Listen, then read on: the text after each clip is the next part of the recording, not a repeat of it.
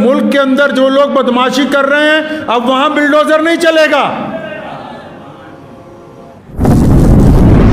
अल्लाहु अकबर।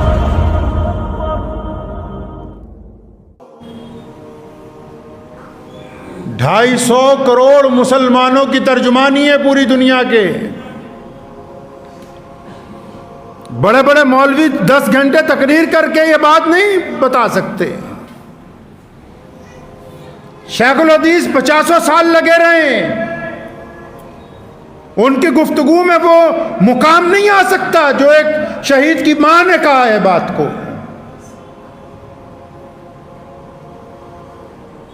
बड़े बड़े मुफस्सिर लगे रहे, प्रेस कॉन्फ्रेंसें हो जाएं, बड़े बड़े इजलास हो जाएं, लेकिन उसकी वालदा ने, हम सोचा करते थे कि ऐसा तो बहुत पहले हुआ करता था, उसकी वालदा ने कहा कि मुझे इस बात के ऊपर फ़ख्र है कि मेरा बेटा हज़रत मोहम्मद रसूलुल्लाह सल्लल्लाहु अलैहि वसल्लम के नामूस के लिए कुर्बान हुआ है। वो एक अलग मौजू है कि पूरे मुल्क में क्या हुआ क्या नहीं हुआ, लेकिन एक माँ ने 1450 साल के बाद जो गुंबद खुजरा से कई हजार किलोमीटर दूर है,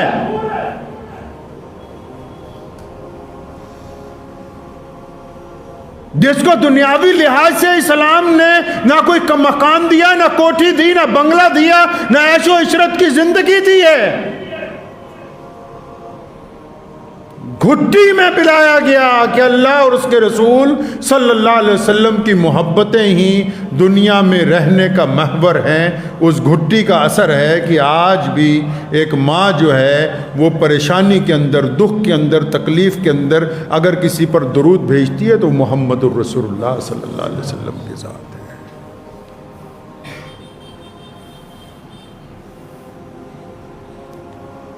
अक्सर मैंने आपको बताया कि इस्लाम के खिलाफ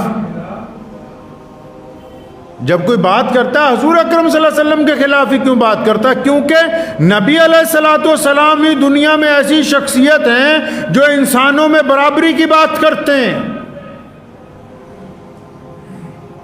जो छुआछूत के खात्मे की बात करते हैं, जो काले और गोरे की बराबरी की बात करते हैं, जो अमीर और गरीब को एक सफ में खड़े होने की बात करते हैं, जो तमाम ज़ात और बरादरियों के बंधन को तोड़ के इंसानियत में प्यार और मोहब्बत को कायम करने की बात करते हैं। ऐसी अगर कोई ज़ात कायनात में है तो वो सिर्फ और सिर्फ मोहम्मदुर रसूलुल्लाह सल्लल्लाहु अलैहि वसल्लम के साथ है। अभी तक हुकूमत ने कोई बड़ी कार्रवाई नहीं की, लेकिन गोदी मीडिया पुरअमन धरना देने वालों को ऐसे पेश कर रहा था, ऐसे धमकियां दे रहा है जैसे हम इस मुल्क में किराएदार हैं, हमने कुर्बानी दी है, तारीख उठाओ, हमारा खून शामिल है वतन की मिट्टी में, हमने नहीं तुम्हें कहा कि पाकिस्तान बनाओ, आओ, अगर आज भी हिम्मत है हम तुम्हारे साथ चलते हैं, वापस उस मुल्क को वापस शामिल करते हैं इधर, हमें उनके नाम का ताना ना दो। हम बार बार मुल्क की अदलिया को, मुल्क के हुक्मरानों को बार बार तमाम मुसलमान लीडरान गुजारिश करते हैं कि कानून को चाहिए कि अपना काम इंसाफ के साथ करे, इंसाफ का कत्ल ना किया जाए। मुल्क के अंदर जो लोग बदमाशी कर रहे हैं, अब वहां बिल्डोजर नहीं चलेगा, वहां कोई गिरफ्तारी नहीं है, कोई पकड़ा नहीं जाएगा।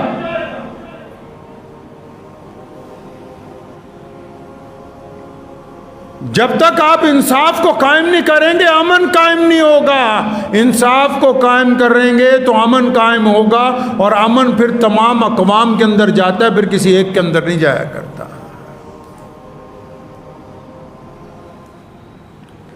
और मैं मुसलमान लीडरान को भी कहता हूं कि जुमे के दिन किस बात का एहतजाज है? क्या मोहम्मद रसूलुल्लाह सल्लल्लाहु अलैहि वसल्लम की मोहब्बतें जुमे की मोहताज हैं, या फिर तुम्हारी क़ियादत में कुछ कमी है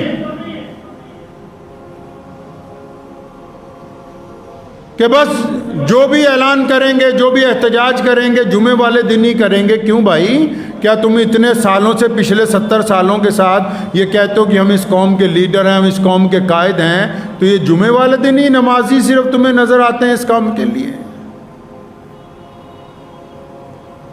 मेरे वालिद मरूम शेर इस्लाम मौलाना हबीबुर रहमान सानी लुधियानवी रहमतुल्लाह अलैह फरमाया करते थे भी जुमे के अलावा अगर एहतजाज करना हो तो आपने देखा अब तक कितने बड़े बड़े एहतजाज पंजाब के अंदर किए गए, लाखों लोग शामिल होते थे, लेकिन सुना कि कभी हालात ख़राब हो गए। क्यों?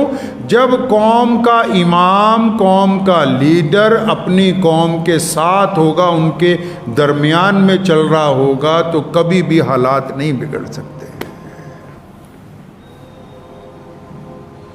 जब लीडर घर में बैठा रहेगा, एसी वाले कमरों में बैठा रहेगा,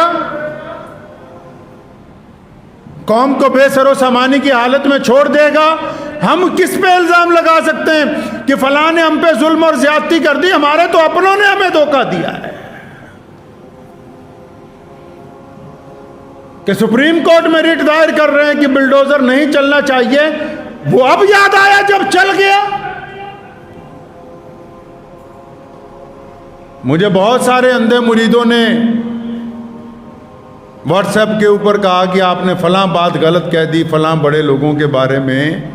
तो मैंने उनको कहा कि भाई हम इसलिए कह रहे हैं, कम से कम हमें ज़रूरत है, इस वक्त हम तकलीफ में है कि हमारा लीडर हमारी हुकूमत के सामने हमारी गुफ्तगू रखे। मैंने तो एक बहुत बड़े इमाम मौलाना साहब का बयान पढ़ा, मुझे बड़ी हैरानी हुई। कहने लगे हम तो यकीन ही नहीं रखते कि एहतजाज किया जाए, हम कानून की लड़ाई में यकीन रखते हैं। आप अगर कानून की लड़ाई में यकीन रखते हैं, आपने पार्लियामेंट का इलेक्शन क्यों नहीं लड़ा?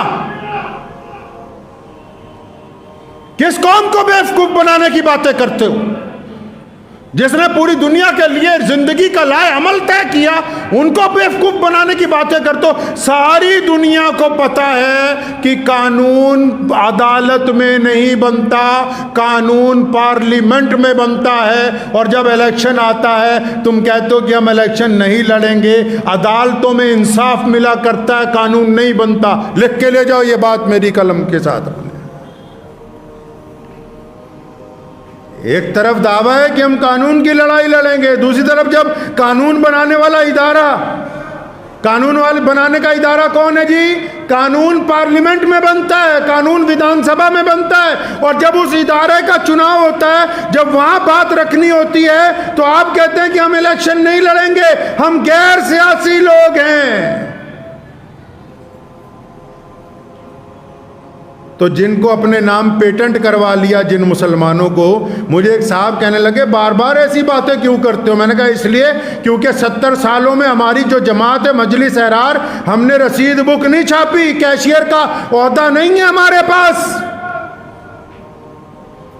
जो जरा जरा सी बात पर आज तक चंदा करते आए, जरा जरा सी बात पर अरबों रुपया मुसलमानों का जेबों में लेके बैठ गए, वही दुख दर्द में हमें कहेंगे जी हम तो कानून के मुताबिक लड़ाई। तो कानून के मुताबिक लड़नी थी तो फिर पार्लियामेंट में मैदान में क्यों नहीं उतरे? फिर विधानसभा के अंदर मैदान में क्यों नहीं उतरे? कानून तो वहां बनता है मेरे भाई, अदालतों में तो इंसाफ मिलता है। जब मुकदमा दर्ज होता है, अपने इंसाफ की लड़ाई लड़ी जाती है, अपने गवाह पेश किए जाते हैं, अपने सबूत पेश किए जाते हैं। किस कौम को क्या समझाने की कोशिश है?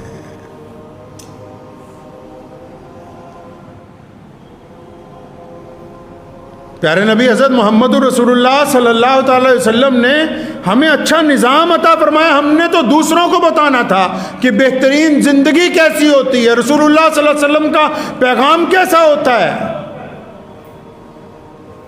रसूलुल्लाह सल्लल्लाहु अलैहि वसल्लम का किरदार क्या है, आप सल्लल्लाहु अलैहि वसल्लम इंसानों के मुतालिक क्या चाहते हैं।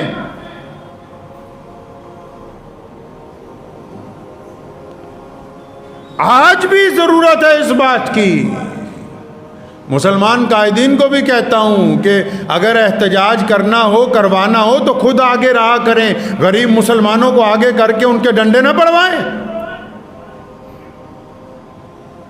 खुद क्यों नहीं चलते? मैंने तो बचपन से आज तक यही देखा, अपने बाप को भी। आज भी मैं अल्हम्दुलिल्लाह मस्जिद में बैठ के इत्मीनान से कहता हूँ, सिर्फ पंजाब एक सूबा है जिसमें ऐलान किया गया कि हम जुमे को एहतजाज करेंगे। क्यों? क्योंकि हमें पता था हमारे लीडरान, हमारे कायद मुसलमानों के साथ बजाते खुद सड़क के ऊपर होंगे।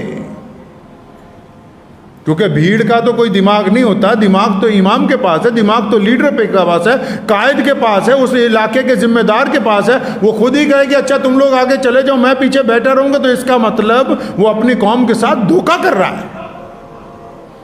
तो इधर उधर की ना बात कर, ये बता कि काफिला क्यों लुटा।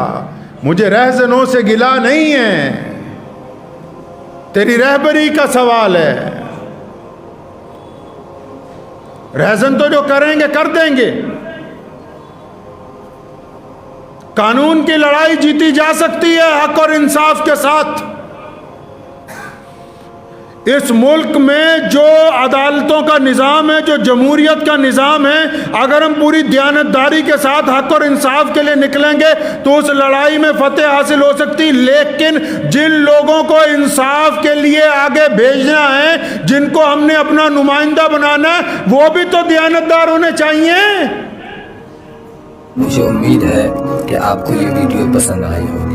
अगर पसंद आई हो तो ये आप अपने दोस्तों के साथ शेयर करें और इस चैनल को सब्सक्राइब ज़रूर करें।